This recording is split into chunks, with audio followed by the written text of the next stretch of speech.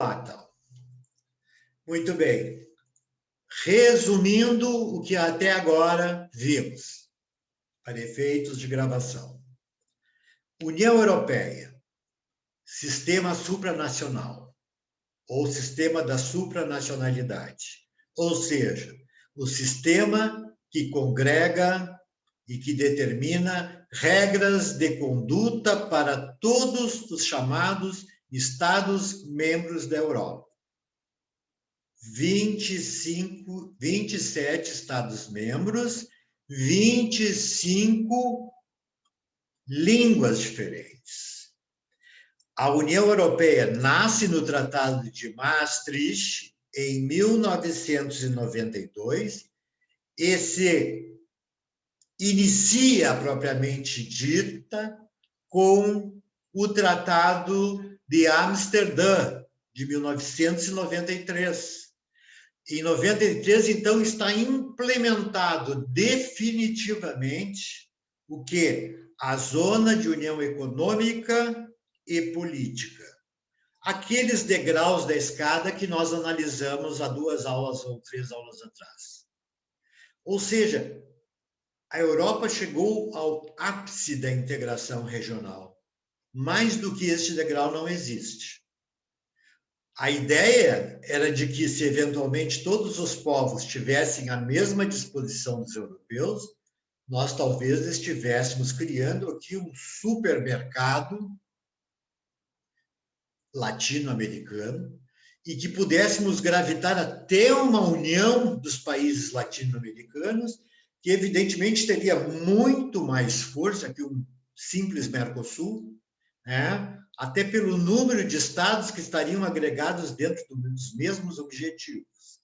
Ocorre que o Mercosul, que na verdade hoje sustenta um pequeno grupo de estados, que nós vamos chamar de Cone Sul, Uruguai, Paraguai, Argentina e Brasil, mais a Venezuela, entre parênteses, que está suspensa, nós estaríamos dentro de um outro sistema que não da União Europeia, o sistema da intergovernabilidade, ou seja, o sistema típico de direito internacional público, onde todas as decisões têm que ser internalizadas através dos congressos nacionais dos 4 ou 5 países, e só aí teriam vigência. Então, vejam, é um local ou um sistema que se pretende uma união, mas que todos querem mandar. É um sistema eminentemente político, né? E é um sistema que, na verdade, não tem muita prioridade em termos de atingir aquele alto grau de aperfeiçoamento jurídico que alcançou a União Europeia.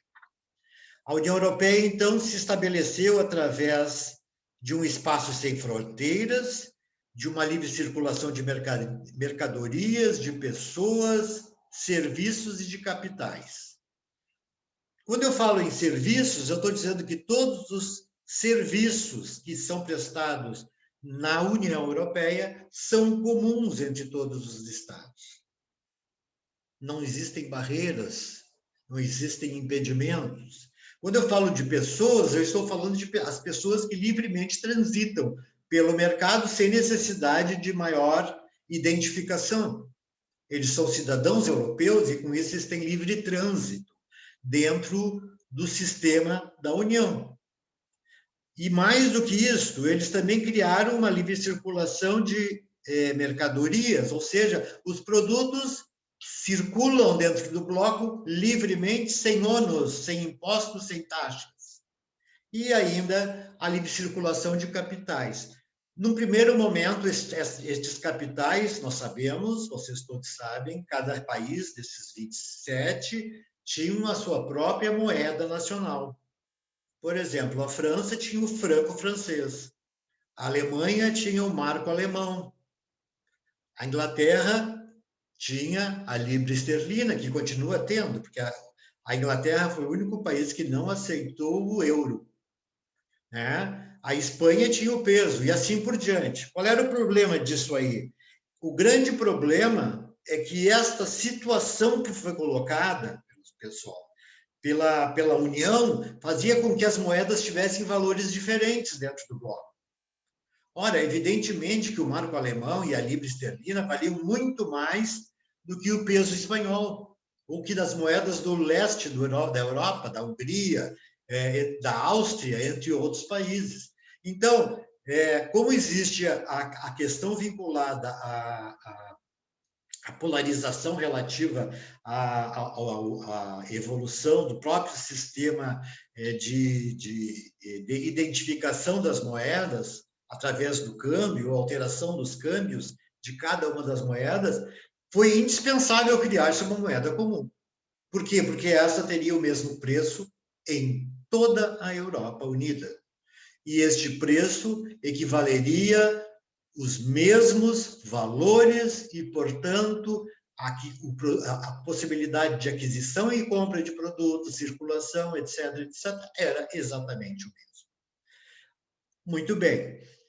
Eu digo que, para criar todo este grande sistema, a soberania dos estados que são membros, desses 27, teve que outorgar à organização executiva da União Europeia poderes para que fizessem leis em seu nome. E estas leis estão enquadradas em 3 pressupostos básicos: a economia, a segurança da Europa, certo? E as relações entre os Estados europeus. Estes são os 3 pontos fundamentais pelos quais o direito europeu vigora para todos os Estados-membros. Evidentemente que os Estados individualmente terão os seus próprios direitos internos. Por exemplo, o direito civil, que tem na Espanha, que tem na Alemanha, que tem na França.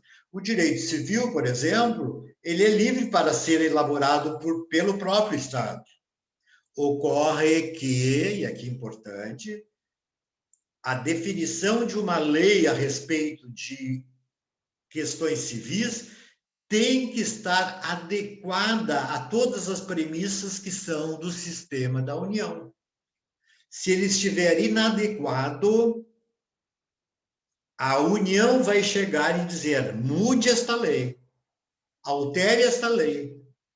Ou, simplesmente, depois de uma discussão diante do Tribunal de Justiça das Comunidades, vai haver uma decisão que dá prioridade à lei comunitária e não à lei interna. Então, vejam a força do direito comunitário europeu. E isto fez com que os Estados tivessem que ceder uma parte da sua soberania para poderem estar na União Europeia. As moedas, então, a moeda talvez seja o ponto mais fundamental. Tiveram que desistir das próprias moedas nacionais, que, aliás, são a maior expressão da soberania de um povo. Desistiram, em que pese a exceção da Grã-Bretanha, que não aceitou a alteração para uma moeda única. Por quê? Porque a Inglaterra, a Grã-Bretanha, sempre foi, acima de tudo, o maior mercado financeiro do mundo. E assim cedo não queria perder essa posição. E mais, não queria se submeter à política de terceiros que iria administrar as suas moedas próprias, através do euro. Por isso se manteve a moeda inglesa. E vejam que esta moeda foi o fator decisivo para que os súditos ingleses tivessem optado pela saída da União Europeia através do chamado Brexit. Já ouviram falar, né? O Brexit, exatamente aquele ensejo em que, depois de tantos anos participando da União Europeia, com a única exceção da moeda, eles tiveram que reformular toda a sua legislação. Bom, mas finalmente temos que chegar ao ponto onde paramos, que é a questão das instituições europeias. As instituições se criaram como se fossem um superestado. Então, eu preciso de um poder executivo, que vai executar e vai determinar qual a lei deva ser aplicada. No caso concreto, o órgão executivo da União Europeia é a chamada é o chamado Conselho da Europa. O Conselho da Europa é a representatividade de todos os Estados-membros. Ou seja, lá no Conselho estão sentados, estão posicionados todos os chefes de Estado da Europa, certo? Além dos seus chefes de Estado, seus respectivos ministros. Ou seja, é o órgão executivo por excelência, é o diretivo máximo da organização. Por outro lado, para que o Conselho de Ministros pudesse funcionar com manifestação da sua política, eles têm que votar as suas decisões e têm que chegar a um denominador comum. Quando chegarem esses 27 a um denominador comum, em relação à política a ser aplicada, o que se faz? A gente simplesmente determina que aquela é a regra. É a regra de vontade dos Estados europeus. Mas, concomitantemente, se criou um outro órgão institucional. E este chama-se o Parlamento Europeu. O Parlamento Europeu que é composto por 500 deputados europeus, todos eles eleitos pelo voto livre, o sufrágio universal. São 48 partidos políticos de todas as tendências. Ou seja, ali está a verdadeira representatividade do povo da Europa. E sabem como é que ele se representa? Não é só por partido político. Muitos estão agregados a partidos políticos. Outros representam, por exemplo, os produtores que têm assento em seus territórios, produtor do leite, produtor do queijo, produtor do vinho.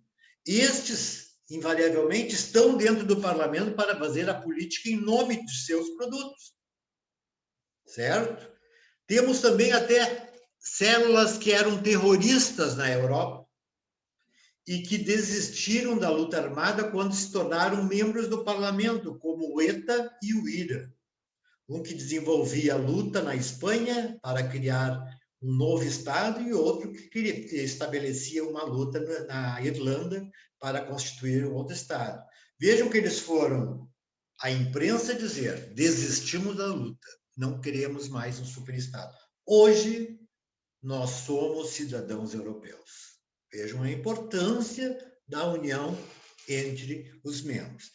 E eu gostaria de dizer que neste parlamento, pessoal, vamos ver se tem uma nota de apoio aqui, dentro deste parlamento, do Tribunal de Justiça, nós vamos verificar que ele é um órgão que regula o poder legislativo, faz a lei, o orçamento aprovado da União Europeia, ou seja, o que será recolhido e o que será destinado para quem, certo? E mais, toda a política que está sendo empreendida. Vejam, tanto o Parlamento Europeu quanto a Comissão, o Conselho Europeu fazem a lei europeia, um em nome do Estado, o outro em nome do povo, se reúnem e deliberam por uma norma equivalente às suas manifestações de vontade, certo? Adiante, nós temos, então, dois órgãos, que são um executivo, o outro legislativo, mas ambos com mescla de legislativo e executivo. E temos um órgão chamado de Comissão Europeia. A Comissão Europeia, pessoal, a Comissão Europeia, na verdade, ela é o órgão determinante das políticas ou aquele que manda, que administra propriamente dito. Enquanto uns legislam e criam política, quem é o grande administrador da União Europeia é a Comissão Europeia. É um órgão de execução de toda a política da Europa que foi criada pelo Conselho e pelo Parlamento.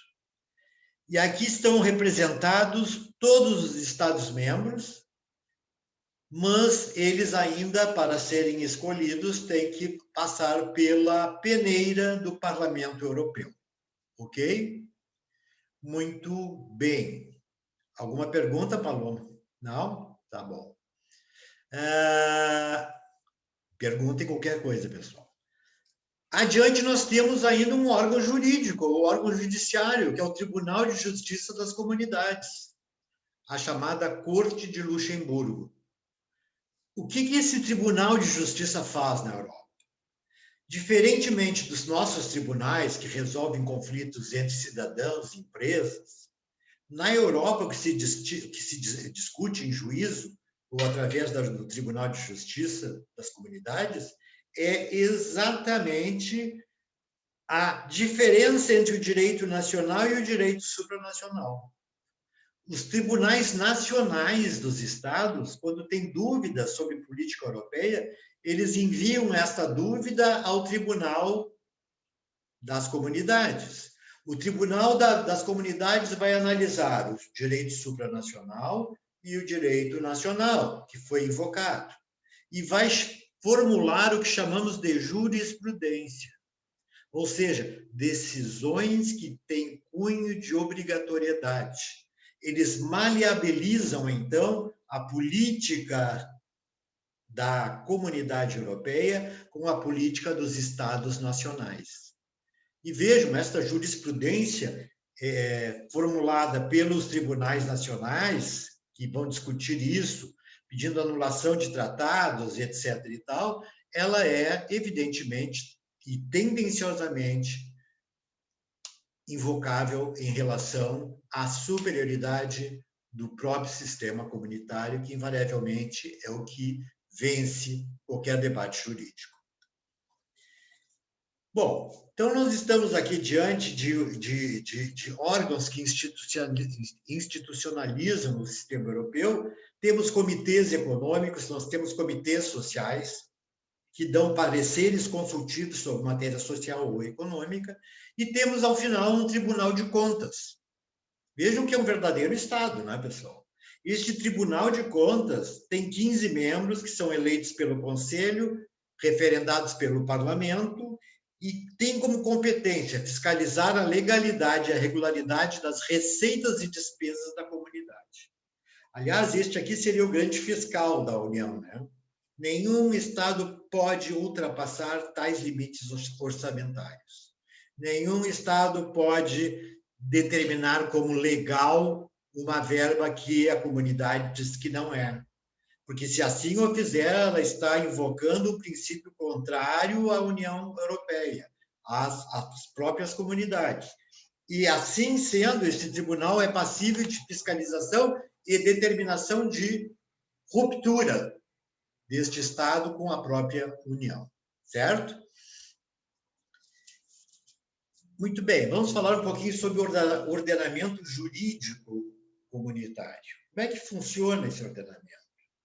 E nós vimos, assim, de antemão, que ele, na verdade, é um ordenamento que é uma mescla do que conhecemos e a criação de várias outras coisas que nós nem sabíamos da existência, né? Então, vejam, quanto à natureza jurídica, o que é natureza jurídica? Vamos começar por aí. Natureza jurídica como se fosse um conceito, né? É um conceito. O que é ordenamento comunitário? Qual é o conceito jurídico de ordenamento jurídico, do ordenamento comunitário? Em primeiro lugar, esta questão da natureza jurídica é muito incerta. Os autores ainda se debatem para chegar a uma conclusão. É isto ou é aquilo? Porque tudo é novo no sistema europeu. Tudo que vai sendo criado se engloba no sistema e acaba sendo definitivo. Então, vejam, essa natureza jurídica que é incerta é tremendamente complexa. É tremendamente complexa. E cada vez que se amplia mais a competência desta União, que era antes só dos Estados, né, mais complexa ela fica. Vejam, pessoal, só para ter uma pequena ideia burocrática. Todos e quaisquer documentos do sistema europeu, sejam tratados, sejam resoluções, sejam instruções, seja qualquer forma de normatividade, todas elas têm que estar transcritas nas línguas oficiais da União Europeia. Sabem quantas são? Todas. São 25 línguas. Imaginem transcrever em 25 línguas, que são todas oficiais da União Europeia, todo o conteúdo jurídico desta União. Vejam a quantidade e a complexidade de questões envolvendo esta nova estrutura jurídica. Por outro lado, o Tratado da União de 93, que eu falei antes, que é o Tratado de Amsterdã, certo? Também depois estabeleceu a criação de uma Constituição para a Europa. Vocês conhecem aqui a Constituição Federal. O que eles quiseram fazer com a Constituição? Todos estes tratados, acordos, todas essas negociações, as decisões dos tribunais, tudo veio à baila e criou-se um só documento, que é a chamada Constituição da Europa.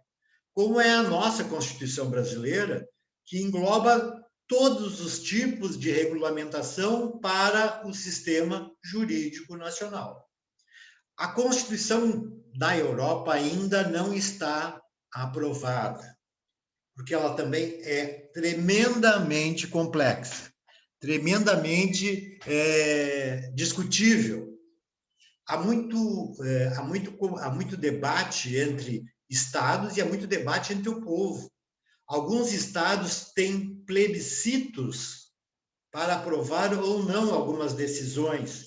Então, vejam, no caso concreto, por exemplo, a Constituição Europeia foi tornada sem efeito tanto na França, tanto na Espanha quanto na Holanda. O povo holandês e o povo espanhol não quis a Constituição. Mas vejam, todos os demais querem. Então, eles estão estudando métodos de adotar uma só Constituição, que seria um livro único. Não nada pequeno, né, pessoal? Porque ele engloba vários e vários volumes. É tudo tremendamente complexo, mas, diferentemente do Brasil, tremendamente organizado. Nada falha, nada ocorre por acaso. Tudo tem autorização prévia, tudo está analisado por todos. Bom, estes direitos e essas obrigações que são emergentes daqueles tratados que criaram as comunidades, depois o Tratado de Maastricht, o Tratado de Amsterdã, tudo isto, né, estruturou uma organização muito nova e que é totalmente diversa dos estados, certo? Uma comunidade de direito que criou uma nova ordem jurídica. Assim, se o direito internacional público é um galho de uma grande árvore, que é o direito comunitário é um ramo, um pequeno ramo deste galho que floresceu no território europeu. Então, vejam, a nível histórico, ele vem evoluindo desde 1950, foi criado em 93, ele é algo muito novo, certo? A ordem jurídica na Europa, ou seja, os regulamentos, as leis, se baseiam em quê? Em três coisas. Em primeiro lugar, na própria lei. Tá? A lei que é muito diferente de todas as leis já reconhecidas no mundo. O segundo elemento basilar, qual é a fonte do direito que foi a opção do sistema? A fonte do direito, vocês sabem, é o direito comunitário ou supranacional, mais atos jurídicos emergentes das próprias instituições. Ou seja, tudo aquilo que já tinha sido criado e tudo que vem sendo criado, certo? E, finalmente, uma ordem jurídica absolutamente autônoma, sem nenhum vínculo com ninguém, onde vincula-se o princípio da legalidade de seus atos com proteção local mais controle jurisdicional dos habitantes. Vejam, esta aparente emaranhado de questões, estão compostas dentro da chamada ordem jurídica, que também tem esses 3 pilares. Quando eu falo em fontes do direito internacional, mais propriamente do direito comunitário, eu devo analisar as características mais importantes da norma comunitária. Vejam, em primeiro lugar, criou-se um direito chamado originário, aquele que nasceu com aqueles tratados que nos comentamos. Os tratados que criaram as instituições, né? Os tratados que deram andamento a essas instituições, e mais, aquilo que as instituições do próprio comando comunitário, a comissão e o parlamento, deliberam. Isso também é direito originário. Ou seja, o direito na sua origem. Mas, por outro lado, este direito depois se torna derivado. Então, nós temos normas de direito originário e normas de direito derivado. Assim, regulamentos, instruções, aqueles documentos que são, na verdade, complementos daquilo que se analisou. Nós sabemos que o sistema jurídico como um todo também é complexo, mas não tão complexo quanto o sistema europeu. E o que se procura no sistema derivado é dar prosseguimento à vontade da Europa, que é a união efetiva entre os seus membros. Ok? Então, um direito originário e um direito derivado.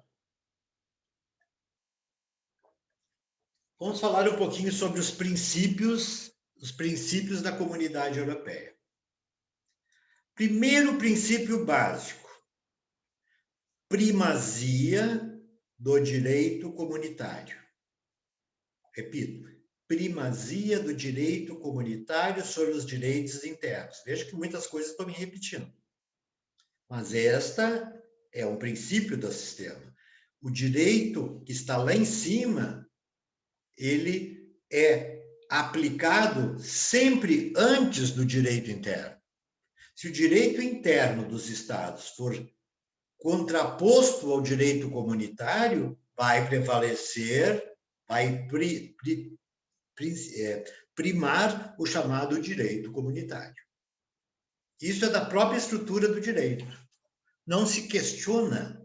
E se houver questionamento, se vai lá no tribunal e o tribunal vai dizer se está certo, se está errado, cria uma nova norma para moldar, ou diz para o Estado, tire essa norma, revoga a norma porque ela não vale. Certo? Então, esse é o primeiro elemento da primazia dos direitos comunitários. O segundo elemento, aplicabilidade e efeito direto. Aplicabilidade e efeito direto. Assim, pessoal, a aplicação direta, também eu estou falando nas normas, né? A aplicação direta é condição atribuída aos regulamentos e às decisões do sistema. Ou seja, ele nasce através daquilo que o Tribunal de Justiça faz, que é a chamada jurisprudência do tribunal. Ou seja, se lá em cima nós temos normas que foram legisladas pelo Conselho e pelo Parlamento, aqui nós temos um outro tipo de norma que vai se criando nos tribunais, que é a sua jurisprudência, com as instruções respectivas. Ademais, essa norma comunitária é diretamente aplicável porque não precisa ser incorporada ao direito interno, como é no direito internacional. Entenderam? O que acontece no direito internacional público que nós estudamos? Qualquer tratado internacional, para ter validade, tem que ser incorporado nos direitos internos, não é isso? Então, se tem que ser incorporado no direito interno, nós temos um outro fato que vai determinar mais complexidade, certo? Então, vejam, pessoal, no direito comunitário não há determinação ou necessidade de qualquer incorporação. A lei da comunidade vale por si só. Não precisa incorporar absolutamente nada.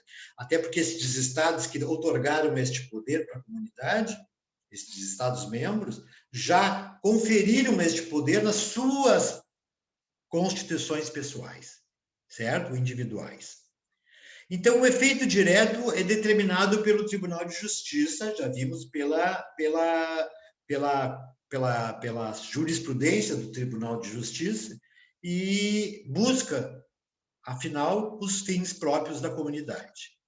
Temos ainda como princípio a chamada subsidiariedade. Ou seja, o artigo 5º do Tribunal da União Europeia diz o seguinte: é caráter geral aplicável ao âmbito de competência não exclusiva da comunidade. Vejam que a comunidade tem as suas próprias competências exclusivas em segurança, segurança, economia e relações internacionais. Aqui ninguém mexe. Isso é norma da comunidade, certo? Agora, imaginemos que existam outras questões que envolvem discussões sobre outras áreas do direito que não são de propriedade do direito comunitário, que não são competência exclusiva do direito comunitário. Inclusive, nestes, que não há esta opção de exclusividade, a subsidiariedade toma decisões de modo mais próximo para definir que o cidadão precisa estar unido e para que os povos da Europa também se mantenham unidos. E isso é uma alegação que se faz e que evolui dentro dos seguintes pontos básicos: a livre empresa, a livre competição, a lealdade, a preferência comunitária e o desenvolvimento sustentável. Ou seja, todo o arcabouço ético, jurídico e moral que estrutura o próprio direito internacional. O direito comunitário, portanto, também é um direito de formalização de regras. Pessoal, eu estou aqui, claro que reduzindo, e se vocês tiverem perguntas a serem elaboradas, por favor, me transmitam durante a semana, até mesmo, só não me perguntam qual é a resposta àquela questão que fala de União Europeia, porque, na verdade, vocês aí têm que estudar. Mas, no que eu puder ajudar, sem dúvida nenhuma. Vejam aqui, cidadania europeia é outro princípio. Todo Estado-membro, todo o povo deste Estado-membro e todo cidadão que é residente neste Estado é cidadão europeu. É como se fosse uma nova nacionalidade que nasce.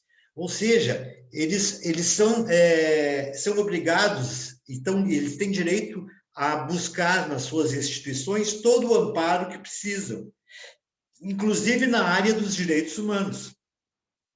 Por quê? Porque, na verdade, eles têm acesso aos tribunais e, principalmente, ao Tribunal de Direitos Humanos da Europa, onde ele pode, pessoalmente, o cidadão, invocar a violação de seus direitos humanos e pedir uma indenização aos seus estados. Vejam bem como é forte isso. Por outro lado, o cidadão europeu tem acesso a todos os documentos das instituições, seja do Parlamento, do Conselho e da Comissão. Sejam pessoas físicas, sejam pessoas jurídicas, certo? Desde que também possam ser residentes na sede dos países membros.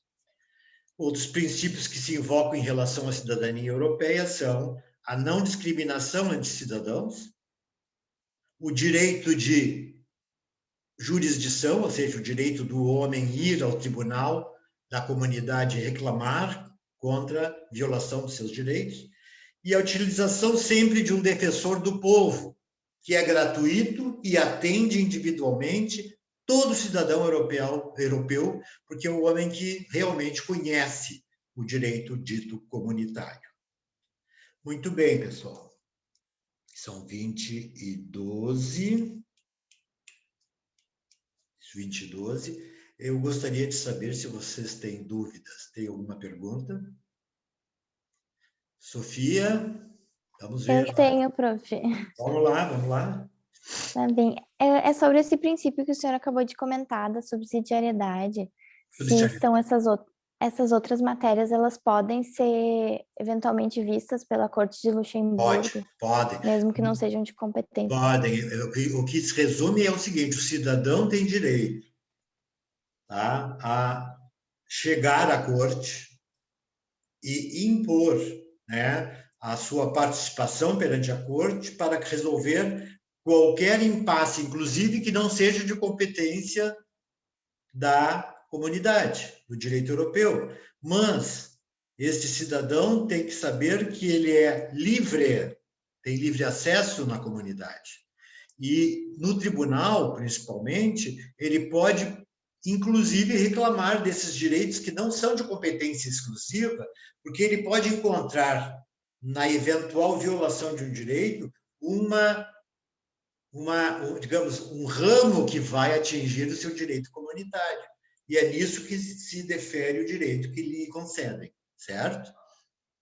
Ah, entendi. Então, para ele ter acesso a essa corte, para ele ter interesse de agir, ele precisa comprovar que esgotou a instância interna do país dele, ou não precisa? Não necessariamente, a instância é única, né? Ela não é interna, ela é assim, é um tribunal que tem como característica o fato de que ele dá como primazia o direito europeu, mas ele analisa também as questões dos direitos internos quando eles se chocam com o direito europeu, certo?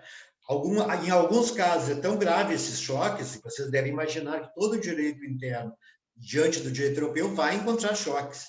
E aí o que faz? Os juízes julgam e dizem, não, este Estado agiu em violação ao direito comunitário.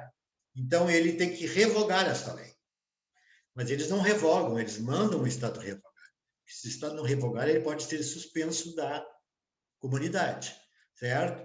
E o Estado respeita estruturalmente isso. Agora, naquelas questões que não são da competência do tribunal, os juízes vão analisar se há um efeito, uma extensão, né, que vai determinar, por exemplo, a ruptura de um princípio comunitário, em decorrência daquele fato que a princípio não era de competência, mas pode se alongar e demonstrar competência. Tá entendido? Entendi, prof. Obrigada. De nada. Alguém mais? Vamos lá, pessoal. Perguntas? Vamos repetir para os alunos que chegaram mais tarde um pouco. Nós começamos um pouquinho antes a aula e eu fiz a referência ao material que está no Moodle, certo? Que é a nossa avaliação. Ela está sendo, eu não sei se ela já está aberta. Pode me ver aí, por favor, alguém? Está aberta já a Sim, avaliação? ela já está. Ah, tá, eu deixei de propósito. Já está aberta a avaliação, ela inicia hoje até o dia 22 ou 23, até uma semana, né? Daqui uma semana.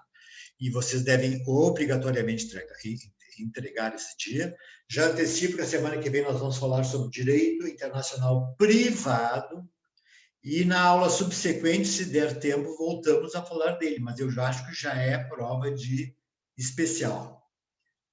A sala de entrega, Jonathan, eu sei, a sala de entrega não foi constante, eu já vou corrigir isso. Eu coloquei como documento, e não como tarefa, e a tarefa. Eu já faço essa correção. Tem essa sala de entrega tranquilo, não se preocupe, tá? Pessoal, façam um exercício de cautela, leiam o conteúdo. Eu tentei, assim, pensar as questões que eu entendi mais singelas. De qualquer maneira, elas são questões, claro que não são tão simples assim, certo? Mas há condições plenas de gabaritar essa prova sem problema nenhum, certo? Mais uma pergunta? Ô, professor, eu tenho só para tirar a dúvida, porque no cronograma estava hoje com uma atividade extra classe na próxima aula, que seria apenas... Eu falei com a coordenação, eu vou excluir a atividade extra classe. Por quê? Porque, na verdade, não há necessidade. A gente deu muito elenco de conteúdo e, no fim, eu preferi dar o conteúdo do que uma atividade extra classe que se perdesse. Se vocês quiserem fazer uma atividade extra classe, eu poderia sugerir a vocês e a quem quiser a elaboração de um assunto relativo à União Europeia, o Brexit, certo? Brexit, acho que eu não preciso dizer como é que escreve, né? BR de Britain e exit, de saída, né? A saída da Inglaterra da União Europeia. Razões e fundamentos, certo? Isso pode colaborar, para quem quiser fazer, vejam, não é obrigatório, com a melhoria da nota eventual que tirarem lá, certo? Sem obrigatoriedade, pessoal. Vocês podem tirar 10 igual. Alguma outra pergunta? Eu em seguida mas já... aí, se quisesse fazer essa atividade, daí teria que entregar junto com a P2, né? Junto com a P2. É por isso que eu já estou anunciando aí. Tá. Brexit, tá? B-R-E-X-I-T, tá? O que é, o que funciona? Porque com vocês analisando os motivos da saída da Inglaterra, da Grã-Bretanha, né, vocês vão entender por que eles querem se afastar e por que existe ali um princípio que diz assim, ó, num país que reina a monarquia, mas são vários que reinam a monarquia na Europa, mas eles só se lembram da rainha, né? Num país que reina a monarquia, nós não podemos pertencer a um órgão que teria o comando da monarquia, como se a monarquia fosse soberana em todos os sentidos, né? Então, não era esse o objetivo da União. Mas dei uma analisada, eu acho bem interessante, certo? Quantas páginas, mais ou menos? Pessoal, eu vou ser bem claro, não é questão de páginas, é conteúdo, qualidade do trabalho, né? Eu acho que para escrever sobre o Brexit, conseguir escrever uma página bem simulada, bem sumária, está muito bom, entendeu? Agora, tem que saber, tem que ter um poder de sumariedade ali, porque o assunto é extenso. Desculpa, trancou o teu áudio para mim, eu não consegui ouvir a resposta das páginas. Tá, não ouviu? Tá ouvindo agora? Não, agora eu estou ouvindo, mas tinha trancado para mim. Tá. Não, eu estava dizendo, não há um número de páginas pré-determinado, o que vale é a qualidade do trabalho, tá? Isso significa, se você escrever uma página, me parece que, tendo um bom sumário daquilo que foi ocorrido, já seria bom, mas isso daria para preencher livros, né? Mas não é esse o objetivo também, certo? Tá bom, obrigada. Mais alguém? Fala. Professor, só mais uma dúvida daí. Aí a nota seria composta por P1, P2 e aquela primeira atividade? Mais P1, P2 mais atividade. A atividade daquela atividade eu vou, na verdade, elaborar como se fosse, vamos fazer um ponto também, eu acho que foram todos bem naquela atividade, eu acho, né? Porque aí dividido por 3 é melhor, né? Me parece. Uhum. Tá? Então, vamos somar esses 3 aí e, eventualmente, quem fizer o outro, a gente pode também aplicar uma notinha maior, certo? Tá bom, obrigada, professor. Principalmente naqueles casos de média, né? Quando acontece isso. Certo? Certo, Sofia? Ana, tudo bem? Tudo certo. Alice, Carolina, Gabriela, João Forlan, Jonathan, obrigado, Jonathan, pela participação. Cauane, Natália, Paloma, Pedro Kunz e Sofia. O Werner já vai embora. Eu já sei quem são, mais ou menos. Tá, pessoal? Então, nos encontramos na semana que vem. Se tiverem dúvidas muito consistentes, por favor, me comuniquem. Tá bom? Eu vou ficar assistindo essa semana o nosso e-mail institucional. Ok? Tudo de bom? Ok, boa noite. Boa noite, tudo de bom. Tudo de bom. Tchau. Obrigada, professor. Boa noite. Boa noite. Boa noite. Boa noite a todos.